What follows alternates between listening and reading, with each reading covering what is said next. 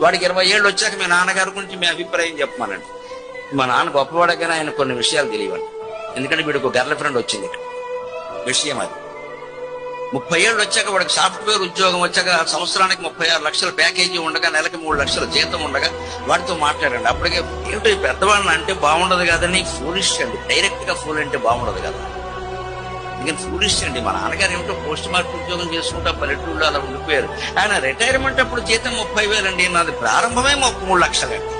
తండ్రి మూర్ఖుడు కింద కనబడ్డాడు. అదే 40 ఏళ్ళు వచ్చాక అదే కొడుకుని మీ నాన్నగారి గురించి నీ అభిప్రాయం ఏమిటి నన్ను ఏమంటాడు తెలుసా? పెద్దవాళ్ళు చెప్పారంటే ఊరికే చెప్తారు ఏంటంటే కొన్ని నిజాలు ఉంటాయంట.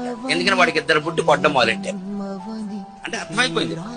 50 ఏళ్ళు వచ్చాక ఏ కొడుకునైనా మీరు గమనించండి, మా అన్నాల బల దగ్గర కూర్చుని మా నాన్న మా అమ్మ అని పాఠాలు చెప్పడమే ప్రమాణం. ఎందుకంటే వాడిద్దరు అప్పటికే వెళ్ళిపోయారు. ఇప్పుడు ఏ ప్రేమను మీరు నమ్ముతారు? ఇదే మాయాశక్తి విలాస